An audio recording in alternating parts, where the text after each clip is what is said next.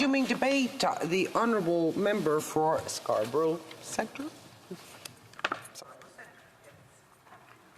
Thank you, Madam Speaker, and I would like to congratulate you on this role. It's good to see you sitting here. Madam Speaker, as this is my first speech in the 44th Parliament, I would like to take this opportunity to thank the people of Scarborough Centre for placing their trust in me once again to be their strong voice in Ottawa.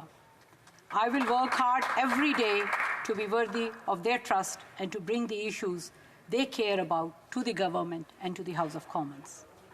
I would also like to thank all my campaign team and volunteers. While the COVID environment did present some challenges, their hard work and dedication never ceases to amaze me, and their energy keeps me going on the longest days. Thank you. And thank you to my family, my husband Salman, and my sons Umaid and Usman for their continued support in my political journey. Madam Speaker, I would like to focus my remarks today on the immigration aspects of the crisis in Afghanistan and what we can do to ensure as many people in need as possible are brought safely to Canada and to ensure they are able to settle safely in Canada with their families and build a new life in peace and prosperity. I'm a firm believer in learning lessons so that what we do in the future can be improved. I think a postmortem of the entirety of Canada's mission to Afghanistan, not just a few select years, would be a valuable exercise to the benefit of Canada's foreign policy and international aid and development programs. But I would point out that, especially from an immigration perspective, what is happening in Afghanistan is an ongoing crisis. There are people that need help right now. That is where our focus should be. How we can finish the job and get those that need our help to safety. Let's first acknowledge the progress that has been made to date. More than 4,000 Afghans have already arrived in Canada and are being settled. And some 415 individuals have already arrived through Canada's humanitarian program, which targets the resettlement of particularly vulnerable Afghan nationals, including women leaders, human rights advocates, LGBTI individuals, persecuted religious and ethnic minorities, and journalists. Officials at Immigration, Refugees and Citizenship Canada are working day and night to process Afghan refugee applications and issue visas. More than 9,000 applications under the special immigration measures to resettle Afghan nationals who assisted the Government of Canada along with their family members have been processed. Officials are doing all they can to stay in contact and support those who remain in Afghanistan and wish to resettle to Canada. The biggest issue remains the Taliban's control of the region, which makes it very difficult to get people safely out of the country. We call on the Taliban to allow safe passage for those that wish to leave. The people-to-people ties between Canada and Afghanistan are strong, built over the length of our long-term deployment there, as we did our best to help secure the country and provide security and opportunity for all the people of Afghanistan. My community of Scarborough Centre has strong ties to Afghanistan, from business to cultural to personal, and they have watched the events of this past year with deep interest and keen worry.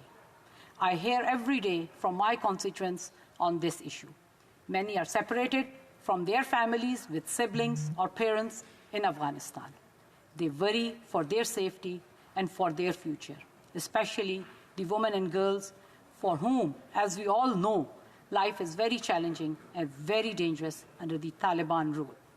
Canada and our allies must continue to be clear with the Taliban. You must show respect for basic rights, especially for women and girls. And we must find ways to support women and girls in the region that need our help. And with winter approaching, it is critical that the international community works collectively to meet the needs of vulnerable Afghans. My constituents want to know how their family members can be brought to safety. They want to know what Canada is doing to help them. Canada has committed to bringing 40,000 Afghan refugees to Canada. Given the challenges I have outlined, that will be a challenging goal. I certainly welcome this goal can be accelerated so the families in my riding and across Canada can be reunited and their loved ones brought to safety. Already, many Afghan refugees have been resettled in the Greater Toronto area. And I want to thank the local organizations such as the Afghan Women's Organization and Agent Code Community Services, which have been working to support and welcome them. A few weeks ago, I met with a group of recently arrived Afghan refugees. As you can imagine, they are excited and relieved to be here, but they also worry about extended family left behind and what the future holds for them in Canada. We need to ensure they are supported and get answers to their questions.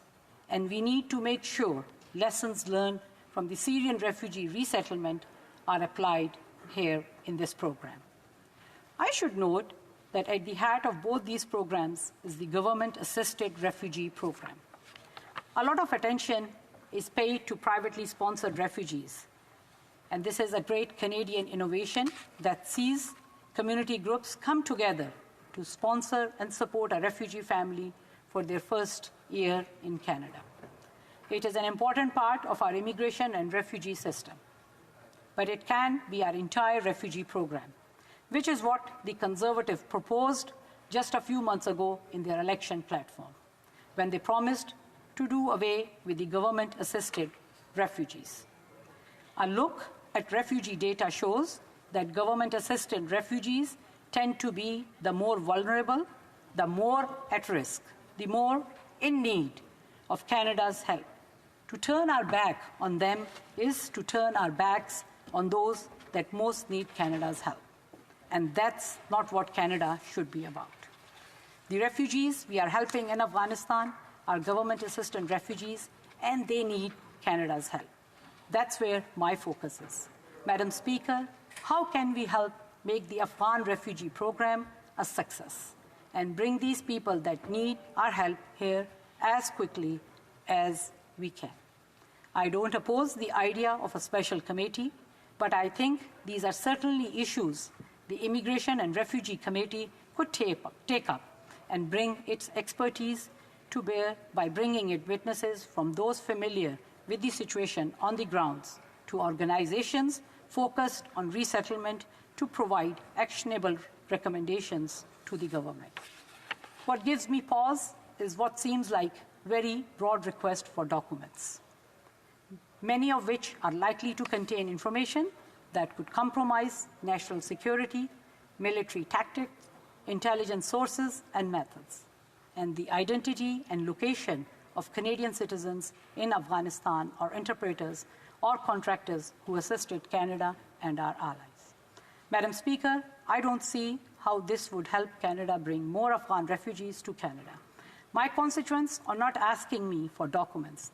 They are asking me to help their families. And this request could potentially put their families in danger. If we truly want to help the refugees, let's get the politics out of the motion and focus on what really matters here, helping those that need Canada's help. Thank you, Madam Speaker. Questions and